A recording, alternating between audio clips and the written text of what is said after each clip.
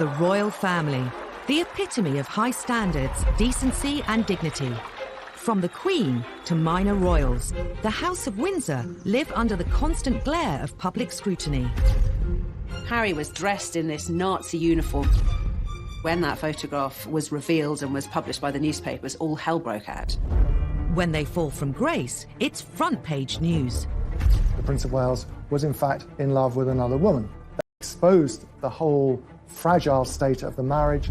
Whether it's what they're saying... For Prince Philip to refer to them as having slitty eyes, I mean, that's completely unacceptable. How they're behaving.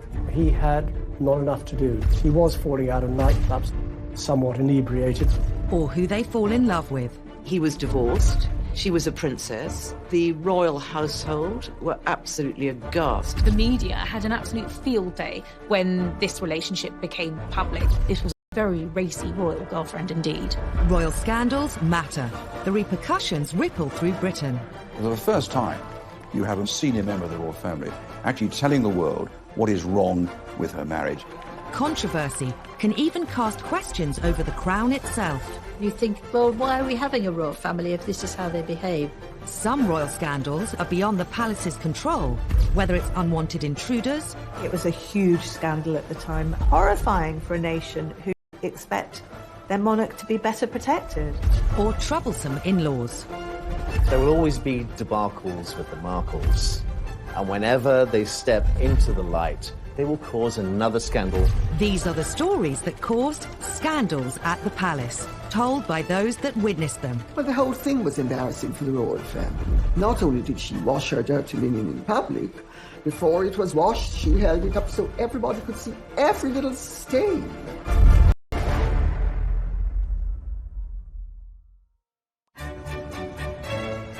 The House of Windsor, an institution at the heart of our nation. The royal family really goes to the very essence of as who we as Brits identify as and see who we are. The Queen is amazing because she's our head of state. Unlike previous royals, the Windsors rule during a media age like no other. The idea of that goldfish bowl, which the royal family live in, means that scandals are never very far away because the world is watching. However hard the royal family may try to control its image, it's almost impossible to do so when scandals erupt. And no scandal caused as much damage to the House of Windsor as the day Princess Diana decided to reveal all about the state of her royal marriage. Diana had and nurturing the relationship. She did it with several journalists. She did it with writers. She did it with me. After their fairy tale wedding in 1981, Diana became the most scrutinised woman in the world. Diana was the biggest star, the biggest celebrity on the planet. If you wrote a story about Princess Diana, it was on the front page, no matter what. But not all the headlines were positive. Some press reports suggested that all was not well between her and Charles. Diana wanted to make sure the public heard her side of the story, even if it caused a huge scandal. In 1992, she dropped a bombshell that would rock the House of Windsor to its core. She secretly cooperated on a tell-all biography with journalist Andrew Morton. Princess Diana felt that she didn't have a voice. She was trapped inside the palace, and people didn't know her plight. She was approached by Andrew Morton through an intermediary called James Colthurst. He acted as a go-between. Andrew Morton gave him the questions. James put the questions to Diana, and she answered them in a tape recorder, and the tape was given to Andrew Morton. Colthurst made repeated clandestine visits to Kensington Palace and taped several conversations with Diana. I was working with Diana in 1992 and was completely unaware of her liaison with the go-between James Colthurst. Had I been aware of it, or had I been advised of it at that particular time, I would have probably encouraged her not to do it. Diana's butler, Paul Burrell, was one of her closest confidants. Even he was kept in the dark until shortly before the book's publication. I remember saying to her, "Do you think it's a good idea?" And she said, "Well, it's done now. It's too late." She didn't seem to care. This was her chance to tell the world exactly what she felt. During the conversations, Diana had revealed some of her most intimate secrets. Andrew Morton knew when published they would cause a sensation. He just could not believe what he was seeing. I mean, he knew he'd struck gold, but he was brave, and he was determined to go ahead and publish. In the weeks before the book's release, rumours of its existence circulated amongst the press. During an official visit to Budapest, Diana was confronted by the Queen's press secretary, Dickie Arbiter. She categorically denied that she had given any assistance whatsoever to Andrew Morton. She had that sort of look on her face, and I knew that she was being economical with the truth. But you don't tell... The story was published in January 1992. It shocked the world, though many greeted its claims with disbelief. The motivation was to tell the truth. For once, forget the propaganda, tell the truth about what's really going on, because we do face a crisis in the House of Windsor. It's obvious to everyone. And make you a rich man. Well, if that's a corollary, then so be it. The book alleged Diana had been driven to bulimia, severe depression and self-harm. It was headline news in every newspaper, every TV channel. The fact that Diana released such personal details about her life, it was just one thing after another, what she thought of the royal family, how they treated her. It was one of the biggest scandals ever. We knew that they weren't happy, but we thought they were managing that unhappiness. Morton's book showed that they in fact led very separate lives, and that as far as Princess Diana was concerned, her husband, the Prince of Wales, was in fact in love with another woman, Camilla Parker Bowles. Royal author Lady Colin Campbell knew Princess Diana well and has also written a biography of her. The whole thing was embarrassing for the royal family. Not only did she wash her dirty linen in public, before it was washed, she held it up so everybody could see every little stain. The most shocking claim in Andrew Morton's book was that Diana threw herself down the stairs while 4 months pregnant because she was so unhappy. While many poured scorn on the claim, Paul Burrell says he remembers the incident well. I was actually at Sandringham when I heard this enormous clatter on the wooden staircase to find the princess halfway down it, faking a tumble while she was carrying Prince William. There's no way on this planet that she would put at harm her unborn baby, but she wanted attention. I think the Andrew Morton book was a cry for help. Diana and Charles's marriage was under the spotlight like never before. So too his relationship with Camilla Parker Bowles. After Diana and Charles's separation, he decided it was his turn to bear all to the media. In an ITV documentary, he admitted he'd been unfaithful during the marriage, but only after it had irretrievably broken down. Now that Charles's affair with Camilla was public knowledge, Diana was determined to use the media to hit back again, with the biggest royal interview of all time.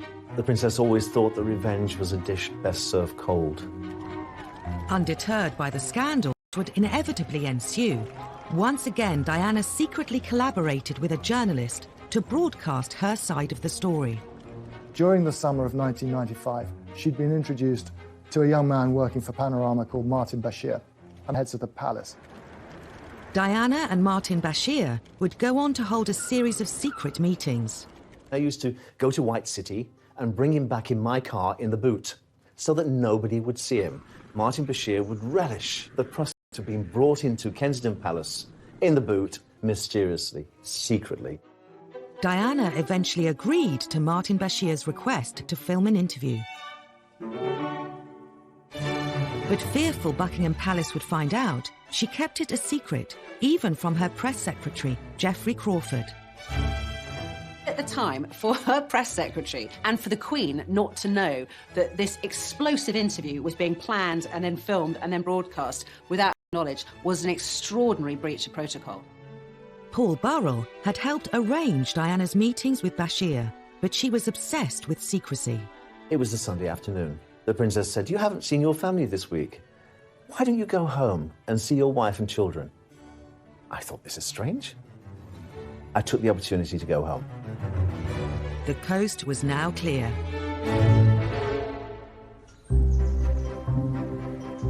The Panorama team were secretly admitted to Kensington Palace. Their cameras were set up over a weekend, there was no one around, and they actually got the whole thing in the can before Diana admitted what was going on. Monday morning, I arrived back at the palace to notice all the furniture had been moved in the Prince of Wales' study. And I said to the princess, why have these chairs been moved in different directions? I had a dance class yesterday afternoon. Later that evening, she confided in me that Martin Bashir and the camera crew had been into the palace to film the interview. Oh my goodness, I said, you didn't say anything you shouldn't say, did you? She said, well, I did say a few things. Would you say that you were happily married? Very much so. But the pressure on us both as a couple with the media was phenomenal. I think the thing people remember most is her description of her marriage and the fact that there was a third party in their marriage, namely Camilla Parker Bowles, whom she made clear had been having an affair with the Prince of Wales, her husband. The princess came across as doe-eyed, vulnerable, hurt, wounded.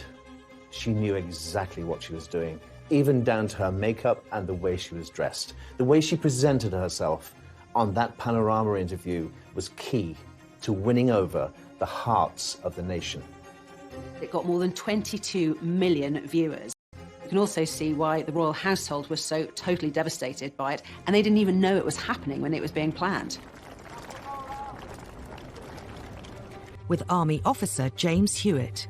Yes, I adored him. Yes, I was in love with him. She just needed somebody to love her.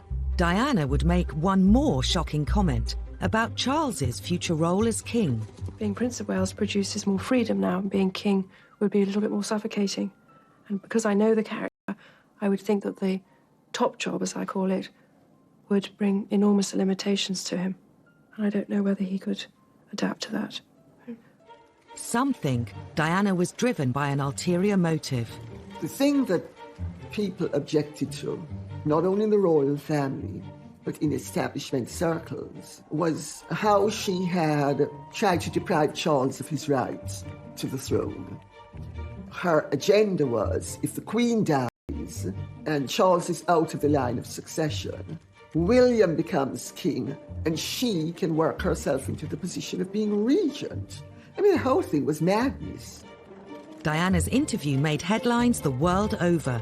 The House of Windsor was under scrutiny like never before. So for the first time, it's in modern royal history, you have a senior member of the royal family actually telling the world what is wrong with her marriage, what is wrong with her husband, why I'm so unhappy in this, why it's about time that I left the royal family. That was the story. It was a story that nobody really expected would happen, but it did. A scandal could bring down the monarchy. Diana almost did. She wouldn't have been proud of that. But I think the royal family are only there for as long as people want them to be there. Diana's revelations were a watershed for the House of Windsor. However, she wasn't the only royal to court publicity and cause scandal. The Queen Mother in particular was incensed that in one fell swoop, Edward had managed to set them up to be complete laughingstocks.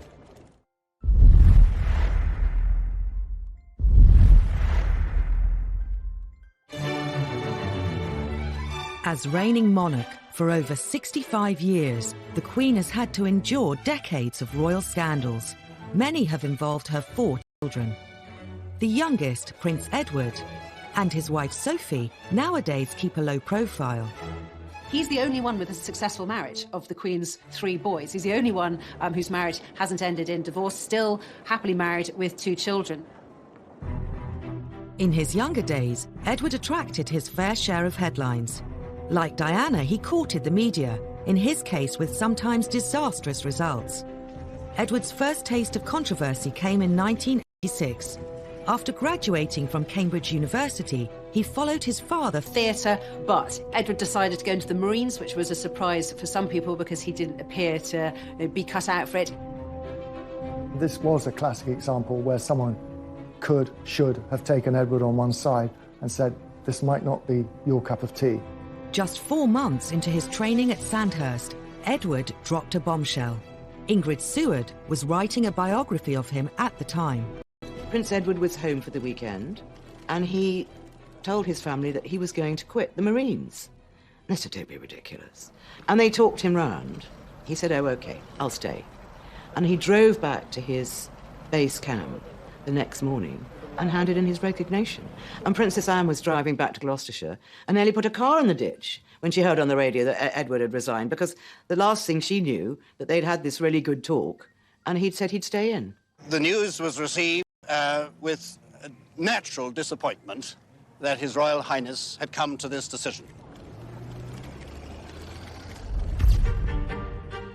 Some members of the royal family felt he'd let the side down. The Queen Mother was one who felt disappointed in her grandson's behaviour. His father, Prince Philip, was apparently very upset and angry because, of course, you know, what's a royal to do if they're not to be in the armed forces? Soldiers make an oath to Queen and country. For a member of the royal family not to be up to it in terms of joining a military unit was damaging. After quitting the Marines, Edward was free to indulge his real passion. Hurrah, hurrah! During university, he'd developed a love for the performing arts. Edward had always been seen as a man who seemed to be at his happiest on the stage. He also managed to convince other members of the House of Windsor to take part in a TV special, It's a Royal Knockout. All this quasi-excitement doesn't really matter a damn to you, then? No, we're the strong silent types. We're the best blue bandits there are. The programme was widely seen as a really low point for the House of Windsor. It was an incredibly kind of toe-curlingly embarrassing affair. You've got the members of the royal family prancing in period costume. They look like extras from the Tudor court. I think it was quite dangerous for the royal family in a way, because you think, well, why are we having a royal family if this is how they behave? If you see these people running around, mucking about, like 6-year-olds or 3-year-olds even, and you think, well, am I giving my taxpayers money for this? It's a nonsense. On the day the programme was filmed, Edward gave a press conference to the waiting media, but it turned into yet another Have you?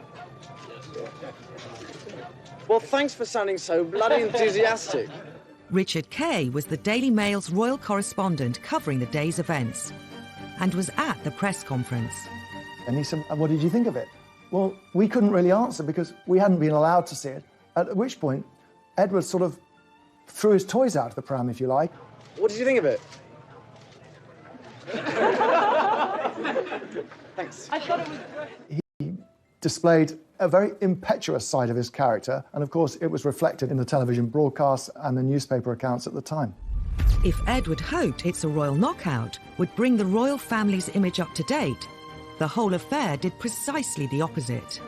The Queen Mother in particular was incensed that in one fell swoop, Edward had managed to set them up to be complete laughingstocks. And she, having tried so hard to kind of reposition her family and obviously her daughter as monarch with dignity and gravitas, prancing around in Tudor costume, kind of laughing and braying in front of the cameras, it took them back several years.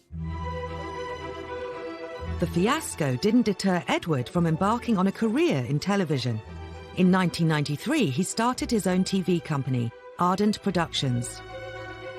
At the time, he made the mistake in saying, well, I'm not going to work on my royal connections, but practically every documentary he made had a royal connection. In 2001, Ardent were commissioned to make a series called A to Z of Royalty for an American TV channel. Prince William was about to start university at St Andrews. At the time, it was a big story. There was an agreement in place between the palace and the media that we would turn up to cover Prince William's first day at university, and we would then leave, which we all duly did, except there was one film crew that didn't pack up and leave, and ironically enough, that was Edward's. Edward's film crew broke the agreement Clarence House struck with the media and continued to film around the university. Edward and his media career once again attracted all the wrong headlines. Edward was very defensive about it, maintaining that they weren't stalking Prince William, they were merely doing some extra shots they wanted to take up there. It did look very much like there were two rules. One rule for the working press, if you like, the media, and another for the royal family. It looked favoritism.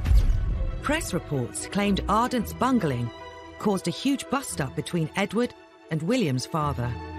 Prince Charles was apoplectic about it. When news reached him that there was still a camera there, there was quite a colourful phone conversation had between the two brothers. Ardent were forced to issue a public apology. It was a massive case, end of Edward's fledgling production career. Edward's television career was subject to press ridicule from the beginning. It was symbolic of the media's changing relationship with the royals. In the years immediately after the war, the British media showed far more deference to the monarchy. But in the 1950s, that began to change. The threat of scandal forced Princess Margaret to abandon her plans to marry. Her suitor, a member of the royal staff, named Peter Townsend. Peter Townsend was a war hero, a fighter pilot, very glamorous. But Peter Townsend had been married before, and in those days that created a huge scandal. The obstacles were enormous. He was divorced, she was a princess, the royal household were absolutely aghast. It was seen as a scandal because you can't do that as a royal. You can't get involved with somebody who is divorced. It's not done. Sir Alan Lascelles, who was the private secretary to the Queen, when Townsend went to tell him of the news that they intended to marry, Lascelles said, "You must be either mad or bad or both." The Royal Marriages Act meant Margaret needed her sister the Queen to agree to the marriage. But her role as head of the church placed Elizabeth in a compromising situation.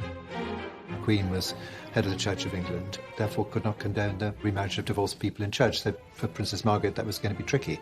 Divorce was a dirty word. It was a dirty word in terms of the church. It was a dirty word in terms of government. In those days, the church did not recognise divorce. They knew it was happening, but they didn't recognise it. They didn't like it. As the church and the powers in the government pressed the Queen to oppose the marriage, the romance was about to become public knowledge. An eagle-eyed reporter saw Margaret brush a bit of fluff off Group Captain Peter Townsend's RAF tunic, and royals don't brush fluff off the hired help's tunic, and they thought, aha, there's something here. It was out in the open, they couldn't disguise it. That gesture of the bit of fluff went right round the world and was, in fact, a major story which led unquestionably to a crisis. This was a public display of affection which was very unwise. The press latched onto this enticing story. It offered romance, drama, and real danger for the House of Windsor. The country was hooked. Margaret was really the first celebrity royal. People were fascinated in her life, and she was dating someone who was quite a controversial character, and this was quite a racy royal romance, so it made the headlines. Unfortunately, the fact that he had been divorced was a big issue, and whereas a lot of people were privately sympathetic to Princess Margaret, there was still this huge issue hanging over it. The romance was doomed. Margaret was presented with a choice. If she married Townsend, she would have to give up her title as princess. She chose her duty to the crown.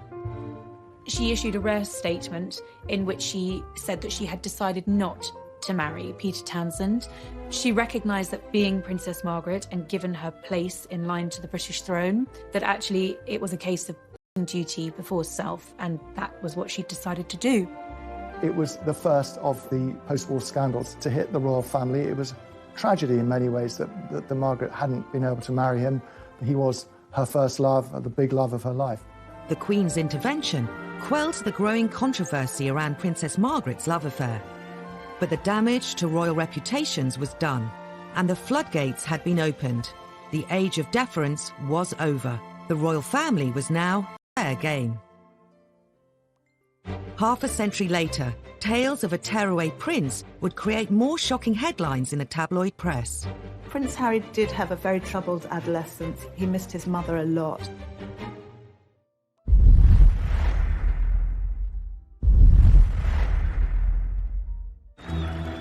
Prince Harry. He served Queen and country. He campaigns for all kinds of worthwhile causes. He's one half of a real-life royal fairy tale. Sixth in line to the throne, these days he's undoubtedly one of the most popular members of the royal family. But a few years ago, he was no stranger to tabloid scandals. Harry's always been the one who knew he'd never be king. Didn't matter. So Harry could do exactly what Harry wanted. Harry was doing his A-levels at Eton College, but was destined to join the armed forces. The army was always his first love. I remember him as a 5- and 6-year-old strutting around Kensington Palace in army fatigues with a parachute regiment beret. But before serving in the military, Harry was grabbing the headlines. He had not enough to do. He was falling out of nightclubs, somewhat inebriated. In 2002, the antics of the 17-year-old were to make front-page news. He got involved with smoking cannabis and drinking too much, so his dad took him by the ear and took him to a rehab centre. Prince Charles was so concerned at how often his younger son was using cannabis that he insisted he visited the Featherstone Lodge Centre in South London. Prince Harry met addict... ...story caused a stir and would become a major front-page splash. The News of the World got a hold of the story and, put it to the palace, and we're going to go run with the big story about drugs. Prince Charles's spin doctor at the time, Mark Bolland, later said they decided to cooperate with the News of the World to try and present the story positively. They showed the Prince of Wales in a good light by saying as a dad he was taking his kid to the rehab centre to show the dangers of drugs and drink. And the News of the World would go along with it because then they could run the story on the drugs anyway. What youngster of that age wasn't falling out of nightclubs or pubs? It happens all the time. Even if you've got a protection officer in tow, that you are going to get up to things that maybe you shouldn't. Others in the media speculated that Harry was struggling to cope with the death of his mother at the age of 12. Prince Harry did have a very tough time after the death of his mother. He had a very troubled adolescence, very public displays of fighting with photographers and getting drunk. I think he missed his mother a lot and didn't really have a role in life. I think Harry's wild teenage years have a direct link to losing his mother. William and Harry walked behind Diana's coffin as part of the funeral cortege. Having grown up with them, of the two boys, I always worried about Harry most. An almost intolerable moment for the two boys, the two princes. Impossible to put into words. I knew that William was of an age he could understand his mother's passing, and Harry wasn't. And that really did affect his teenage years. He admitted a couple of years ago that he suffered mental health as a result of the death of his mother. At the time, he said no 12-year-old should be asked to walk behind a coffin. But then Prince Harry's no ordinary 12-year-old. He's a prince of the United Kingdom. After the rehab story, the press became increasingly interested in Harry's personal life. This was a difficult time for Harry. When Harry and William were at school, the press had voluntarily signed this agreement with the palace that they would give the boys their privacy. That was a big deal on Fleet Street. They were prepared to do that. But of course, once they left school, all bets were off. With Harry viewed as fair game by the tabloids, the floodgates opened. It was a fancy dress party with a colonial theme. Harry, for some reason beyond most people's understanding, decided that he was going to dress up with Nazi insignia, which a guest caught and photographed and sold to the Sun. He made this very, very silly mistake, obviously deeply inappropriate, going to this fancy dress party, which itself had a pretty dodgy theme, colonialism. And obviously when that photograph was a sort of global upset. I was in Barbados at the time, and I was talking to this minister, and he was horrified. The Jewish community were very upset about it, and so they should be. I think everybody should be upset about it, that a member of the royal family, and a senior member of the royal family at that, was wearing a swastika armband. The timing was particularly bad, as it happened 2 weeks before the 60th anniversary of the liberation of Auschwitz. It was seen as trivialising something that was such an important part of world history. It was a huge scandal for the royal family. It was such an insult to so many people. But obviously Harry hadn't thought about it, and obviously William hadn't thought about it either, or else he would have said, hey, that's a really silly idea. To make matters worse, the press brought up old stories about the Nazi connections of Edward VIII, the Queen's uncle. I think Prince Harry, inadvertently, by effectively a schoolboy prank, brought a lot of those feelings back to the fore. The royal family immediately apologised. I don't believe for a minute that he's got those sort of anti-Semitic tendencies. It was just thoughtless, and he really messed up. It could have affected his career in the army. He was just about to go to Sandhurst. But the military academy accepted his application. Then he got the call to the army, and that was the making of him. He excelled as a cadet. He excelled when he joined his regiment, Blues and Royals. Harry was posted to Afghanistan. He became the first member of the royal family to serve in a war zone since his uncle, Prince Andrew. He was trying to find a role for himself, and in the army, it seemed he'd found one. He'd served with great distinction. Soon before Harry was due to go on his second tour of duty in Afghanistan, he took a trip to the US. I think going to Vegas was really Harry having his last hurrah before going to war. Harry was going to the front line. In August 2012, footage emerged of Harry at a Las Vegas pool party, surrounded by women in bikinis. He let off steam in a way which sort of raised eyebrows. I think that's at the very least. He probably felt no 100% guarantee that he was going to come back in one piece. He might come back in a body bag, might as well let his hair down. And then he did just that. But his send-off party left him with more than just a hangover. He was snapped naked after a game of strip billiards in his hotel suite. The scandal went global. This was front page news. Harry naked in Vegas. I'm not saying that he shouldn't have done it, but his protection team have let him down again. This was a naked body stall, things going wrong, and on this particular occasion they didn't. The photos rapidly spread across the world. There was a strong effort by the palace to suppress the pictures, to prevent them being published in this country, and for some time that held firm. It was quite ludicrous, really, because they'd already been seen by anyone who's got a computer or a phone. They could just tap in and look at them. A few days later, those pictures of the party-loving prince made a splash in this country too. He was portrayed in the media as a foolish young man who had some life lessons to learn. In many ways, it was rather unfair. I mean, he was only doing what a lot of young men of his age do. I think at the end of the day, when the pictures started appearing, it endeared Harry to the great British public. They thought, hey, he's one of us. Ultimately, it was a phase Harry was going through, like a lot of kids go through, and just part of his growing up. Today, Harry has dedicated himself to helping young people in mental health charities. And of course, he's very happily married. Some think Harry's wild days actually helped cement his place in the hearts of the public. I think the whole world love Harry. Welcome to Canada! They love a sort of bad boy who's become a good boy, and he's got a lot of charisma. Harry is a progressive modern royal. You either want the royals to be modern or you don't. If they're not modern, they're complaining about them not being modern. If they do modern things, then still complaining. You can't have it both ways. Prince Harry cares a great deal about how he's perceived.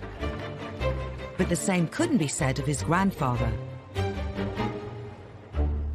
I think there's always a slight intake of breath whenever we used to see the Duke of Edinburgh on public engagements, because you never quite knew what he was going to say or do next. They don't sound entirely native. He does have an extraordinary ability to put his foot in it.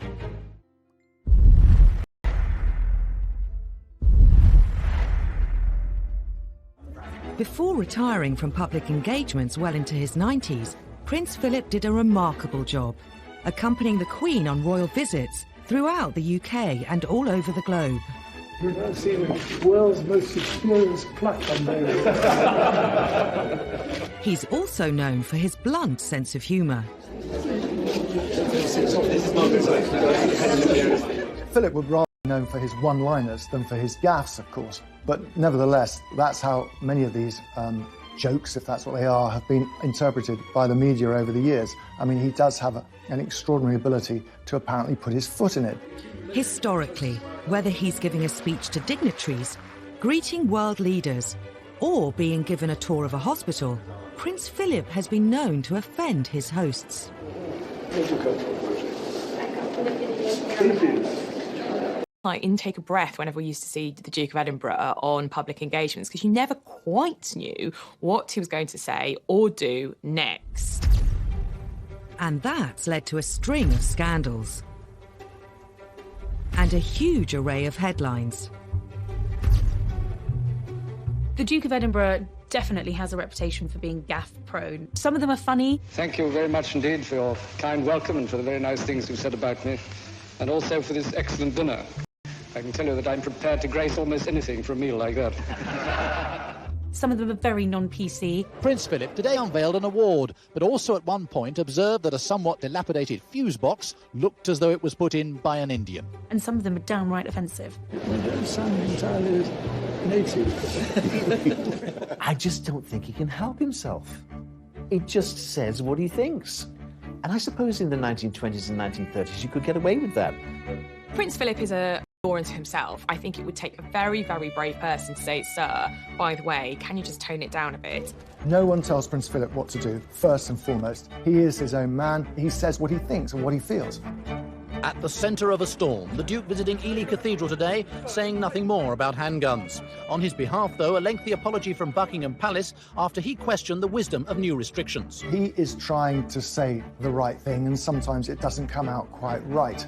He's always taken the view that his role is an icebreaker. The Queen is actually remarkably shy. In 2013, Philip met Nobel Prize-winning education campaigner Malala Yousafzai. One thing about children going to school. They go to school because the parents don't want them in the house. Instead of putting people at ease, sometimes he puts them in the spotlight. In 2010, Navy Sea Cadet Elizabeth Rendell made national news when the Duke asked her if she worked in a strip club.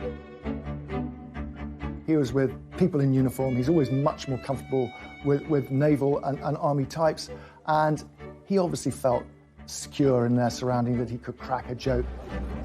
While people in the UK are used to his old-fashioned sense of humour, on the international stage, the Duke has sometimes threatened diplomatic relations with foreign countries. I don't think he means any genuine offence when he makes these one-liners, but unfortunately, he has offended nations and peoples around the world. In 2009, the Duke committed one of his most high-profile blunders when meeting Barack and Michelle Obama. Meetings with the Chinese, the Russians, David Cameron. Can you tell the difference between I think Prince Philip asking whether you could tell the difference between Chinese, have a preponderance of saying something rude about the Chinese.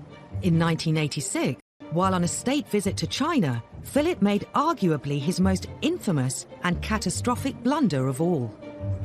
They were behind the red flag of China for the very first time, a huge visit because of all the trade potential. And it went terribly well, up and until Philip's comment. He described Beijing as ghastly and then made further offensive comments about the Chinese people. I was there when he said to a group of students, if you stay here any longer, you'll get slit eyes. The students themselves weren't offended. However, the hosts were, and there was an enormous diplomatic mission undertaken to smooth things over. Of course, on the surface, everyone said they weren't offended at all, but we were always told that behind the scenes, things were very fraught. I don't think the Queen was overly impressed with that one. The Duke's gaffes may cause tension, but the press have always lapped them up. Some who know the royals feel Philip is treated unfairly. Prince Philip likes to relate to people on a human level. He tells jokes that are funny.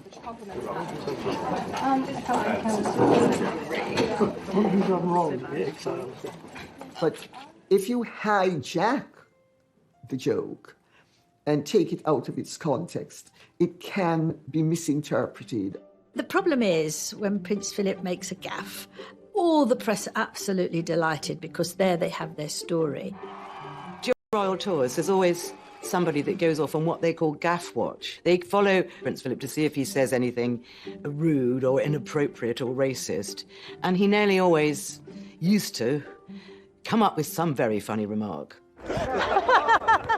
He can be a godsend to the media, but sometimes he does offend. Yeah, there's no doubt about that. There's some classics, like when he went to Australia.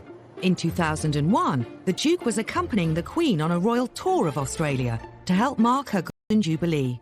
The Duke asked Aborigines if they still threw spears at one another. It was just one of those moments where people just didn't know what to say or where to look. This comment caused such uproar and such offence that the palace was forced to release a statement to make it very clear that the Duke had made these comments with a light heart and that no offence was intended. But of course, by that point, the damage had been done. He had hugely offended his hosts. In spite of, or perhaps because of, Prince Philip's infamous gaffes, he's remained very popular with the public. Well, Prince Philip is one of the most well-loved members of the royal family. He really was the kind of comedic companion to the Queen. He has been sort of a wonderful husband to the Queen, so supportive. One essential ingredient of any happy marriage, and you can take it from me that the Queen has the quality of tolerance and abundance. Sometimes it's not just the reputation of the royal family that's on the line, it's their safety. When there's a lapse in security, it's not simply a scandal, it's a matter of life and death. She could have been knifed, she could have been suffocated. Anything could have happened to our monarch lying in her bed.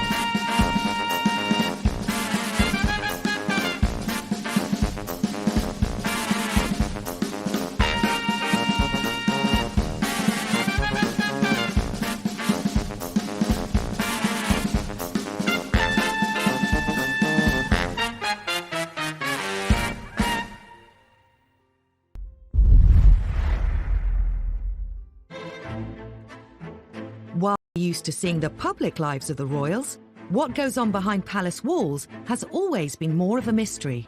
The royals have been hit by a number of scandals involving their personal security. Security scandals are scandals because... Well, if we can't keep some of the most important people in the country, the Prime Minister, members of the royal family, alive, then what hope do we have for the rest of, hoi polloi?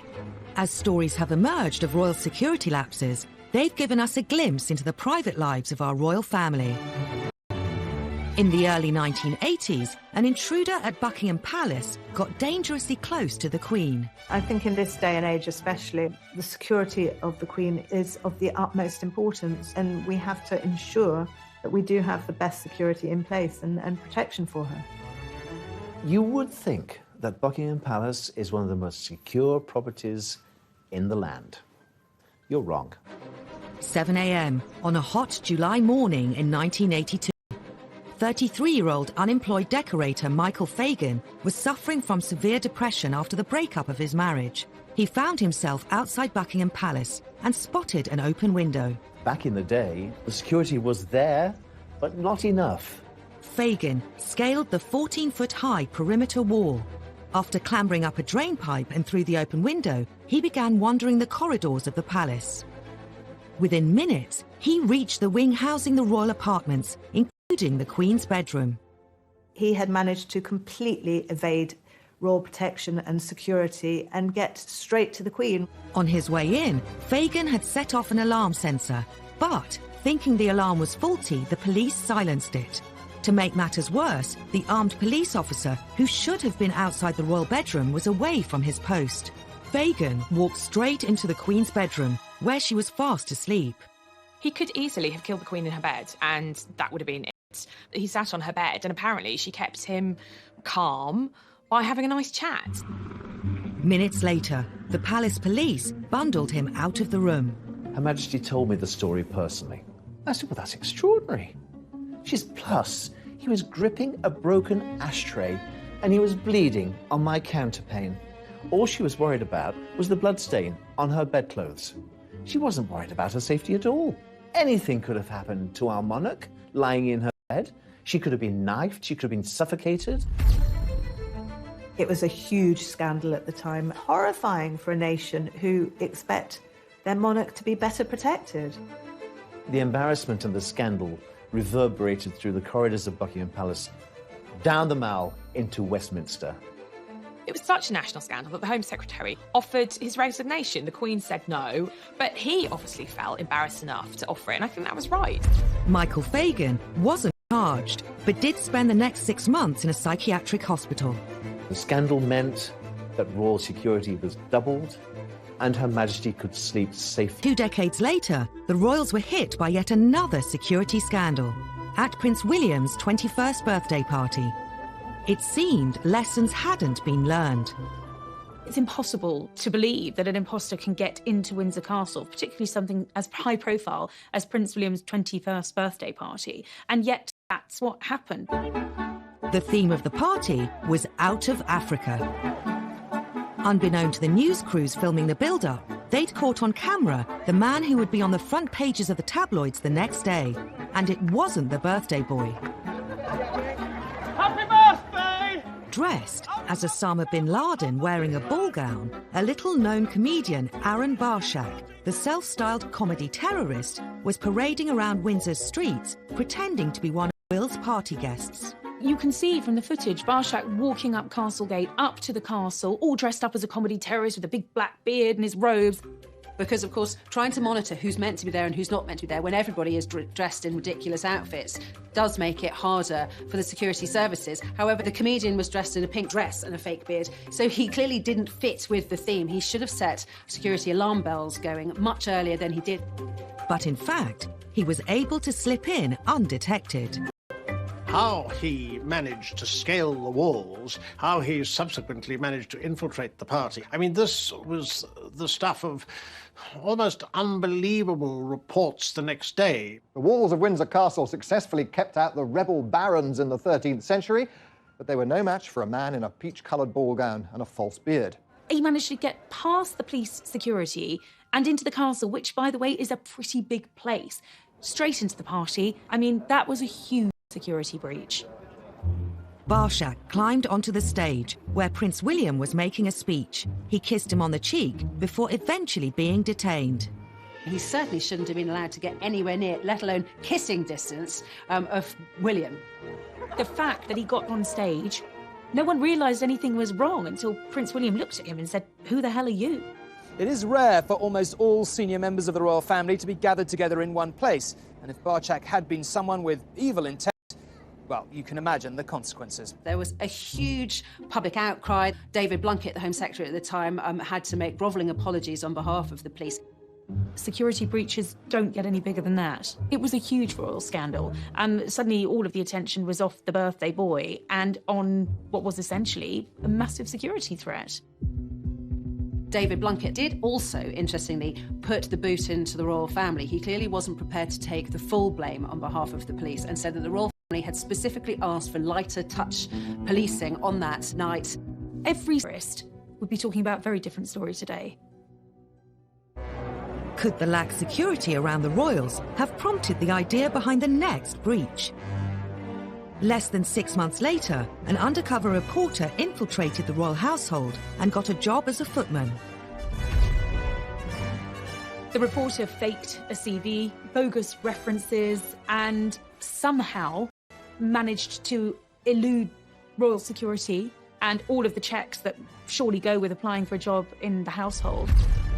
The Daily Mirror even managed to take this grainy photograph of their fake footman, Ryan Parry, standing on the balcony of Buckingham Palace.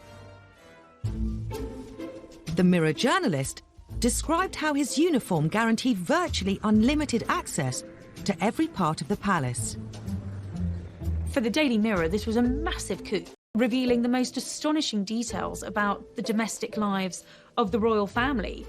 The fake footman had access to the royal family's personal apartments and even took photos of the table where he served the Queen and Prince Philip their breakfast. He revealed these fascinating details of breakfast with the royals, the Queen feeding her corgis marmalade and toast underneath the table. They all thought Queen would be eating off gold plate, and the idea that her muesli is brought to her in Tupperware boxes sort of really appealed to people. The British public were able to gawp at what Her Majesty eats for breakfast. The country was shocked someone with a fake CV could get so close to the Queen. It just makes you wonder about how many other people they've employed who have had slightly dubious backgrounds. Even more embarrassing was the timing of the scandal. He was there on the eve of a presidential stay. In fact, he saw the president's bedroom. There could have been a real scandal over the fact that this undercover reporter was working within feet of President Bush while he was a guest of the Queen. For the palace, utter humiliation, an absolute breach of royal security. While security staff can be hired and fired, even the royals can't choose their in-laws.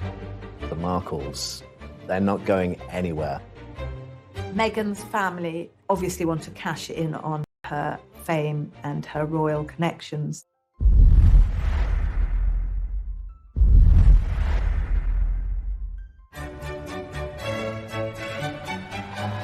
May 2018, Prince Harry married Meghan Markle in a fairy tale wedding, watched by the world. I think the wedding of Prince Harry and Meghan Markle really captured most people's imagination, and it was like a film set. I think it was an American in the royal family, and the royal wedding itself was like a giant street party. Everybody loved it. For the Windsors, a royal wedding means welcoming a new set of in-laws into the family. The royals have had a brilliant way at dealing with the in-laws. We always used to call them the outlaws because they were not hugely welcomed in. But that has changed in recent years. The royals are now much more welcoming to those whose families, of those who marry into them. But new in-laws bring their own potential for scandal beyond the control of the palace press machine. Since Meghan's engagement, her family have been a gift for the scandal-hungry tabloid press. One thing you have to understand about the Markle family is it's a rather dysfunctional family, especially from where we're sitting here. The run-up to the royal wedding was a very, very difficult time, I think, for Meghan and for Harry, and what should have been the happiest day of their lives was overshadowed by a very unhappy build-up to the wedding. Meghan's half-sister Samantha was never far from the headlines and isn't shy about sharing her opinions. Having previously labelled Meghan a social climber, she revealed she was writing a book called The Diary of Princess Pushy's Sister. Meghan and her half-sister Samantha have never been close. It is abundantly clear that Samantha Markle is deeply jealous of her. She's also been outspoken on Twitter, in one outburst branding Meghan the Duchess of Nonsense. The Markles have caused a huge amount of problems. Samantha is off the rails as far as the things that she says. In the weeks before the wedding, the scandals kept coming. Many of the Markles have been keen to cash in on their fame through their new royal connection. And no one is doing that better than Tyler Dooley, her nephew, who is growing cannabis. Quite legally, he decided that he was going to launch a brand of cannabis called Markle's Sparkle. You can't control the families they marry into, particularly if the families they're marrying into are on the other side of the world, in the United States. They are citizens of another country. They do things in a different way. Some royal observers think the problems with Meghan's family became even worse after Harry appeared on Radio 4's Today programme. Were there family traditions you had to explain to her? Oh, plenty. I think that's probably. I mean, I think we've got one of the biggest families that I know of, and every family is complex as well. So, no, look, she's done an absolutely amazing job. Just getting in there, and it's the family that I suppose she's never had. Harry's comment about Meghan's family sparked a very public war of words with the Markles. It was a crass remark, I think. Social media, Twitter sphere, if you like. Samantha Markle is very handy on social media, and she responded pretty much immediately, saying, well, wait a minute, there is a family here. We were all there when Meghan was growing up, and the palace should have intervened quickly to nip it in the bud. A simple invitation to the wedding would have solved it. But wedding invitations weren't forthcoming. I think Samantha Markle, along with the rest of the Markle family, have been hurt by being ostracised. I think by being pushed to the margins and left out of the biggest street party in our country last year really, really hurt them. Then, Meghan's half-brother Thomas Jr. decided to have his say in the press.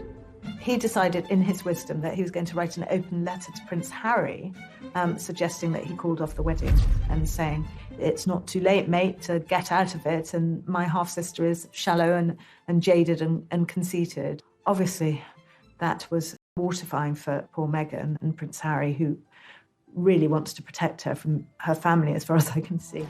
The biggest scandal of all involved Meghan's father Thomas and some faked photographs. All had seemed well when Kensington Palace announced he would be walking his daughter Meghan down the aisle. We were all looking forward to seeing both her mother and her father at her side on the wedding day. But as the date got closer and closer, it became apparent that there was a problem with her relationship that she had with her father and whether he was actually going to be able to attend. 2 weeks before the wedding, what appeared to be paparazzi photos emerged of Thomas Markle being measured for a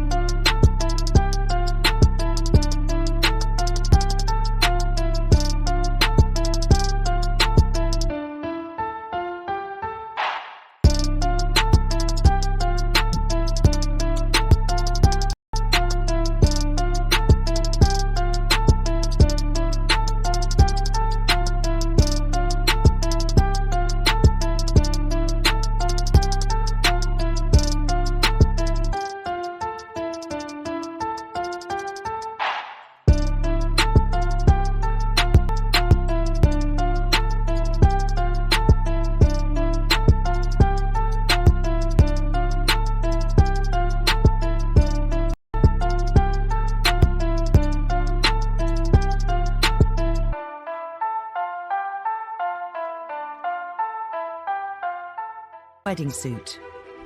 Another image showed him in an internet cafe near his home in Mexico, looking at pictures of Meghan and Harry. But soon after their publication, it emerged that Thomas Markle had colluded with a photographer to stage the photos. During the run-up to the Meghan and Harry wedding, there was a lot of attention put on to Thomas Markle, who felt that he was getting a lot of bad publicity. He was being portrayed as a sort of reclusive, penniless slob in Mexico, was sort of the image that he felt he was getting, and he wanted to correct that image. So he decided, in his wisdom, or distinct lack of wisdom, that he would set up these photos that showed him, in his opinion, in a better light. The focus of the wedding shifted from the bride and this great British event to the bride's father. The British press had a field day. Samantha Markle admitted advising her father to do the photos. They were both accused of ruining Harry and Meghan's imminent wedding. Whether he was financially rewarded for them, we're not entirely sure, but the assumption was he was being paid for these pictures. And that started alarm bells ringing at Buckingham Palace. And then, of course, there was so much written about how this must be very, very humiliating for Meghan and what's her relationship relationship, and is he going to come to the wedding after all or not, which was, of course, the big question mark about all of that. Was Thomas going to walk Meghan down the aisle? As the clock ticked down to the big day, it was reported Thomas Markle was in hospital with heart problems, meaning he wouldn't be at the wedding. It turned into a huge fiasco for the royal family. This was a man who had to miss his daughter's wedding, who was flailing around not knowing what to do and ended up in hospital with a heart attack. In the end, Prince Charles stepped in. As a father of a daughter, more than anything, you want to give your daughter away, I'm certain, at her wedding, and the fact that he couldn't do that must be a sense of deep, deep sadness to him. Could the whole scandal have been avoided? Now, wouldn't you think they'd learned their lessons from the past? Wouldn't you think that they'd send somebody out to America to take care of the father of the bride?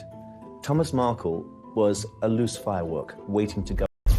But Dickie Arbiter, the Queen's former press secretary, says that Buckingham Palace was powerless to intervene. A lot of people were saying prior to the wedding that maybe the palace should have done more to protect Thomas Markle. Suggests that Harry and Meghan country, first of all, got to ask the Queen's permission, if they can go. Then you've got to say to the government you want to go. Royals can't just jump on a plane. The controversy surrounding Thomas Markle and the fake photos put a huge strain on his relationship with Meghan. And there was worse to come. Meghan tried to mend the rift and wrote to her father. What did he do? He released that letter, a personal letter from his daughter to himself, to the media. If every time she writes to him or rings him, he talks to a journalist, then she's going to stop doing it. So she's going to have to cut him out of her life, I fear. To make matters worse, 6 months after the wedding, Thomas Markle appeared on TV, complaining Meghan had cut off all contact. Been trying to reach out for several weeks. Every day I try to text her. I just haven't received any comment back. And Samantha appeared on Channel 5's Jeremy Vine show to defend what she'd said about Meghan. I've got a brother. If I fall out with him, what I'm not going to do is tweet insults at him, because then he won't talk to me. Isn't that how we all work with each other? What was going on that didn't make sense is that I really started to feel protective over our father. But why insult her? I don't understand. Because he was being purposely ignored. Sure, but how does it help him to alienate Meghan? I don't understand. Help me understand. We were hoping that private channels would be used. They're not being used. When they failed, we went public. I don't think Samantha Markle is going to go away anytime soon. There will always be debacles with the Markles. They're not going anywhere. And whenever they step into the light, they will cause another scandal, another problem for Meghan and Harry. Next time on Scandals at the Palace. As the royals become more accessible, they also become easy targets, and often they're caught out on camera. And the thing which got her into hot water was that she could get access to Prince Andrew, her ex-husband, for £500,000. Where there are royals, a ferocious tabloid media, and a public desperate to know everything about them, scandals are never far away. The Iron Duke had turned into the Duke of Hazard.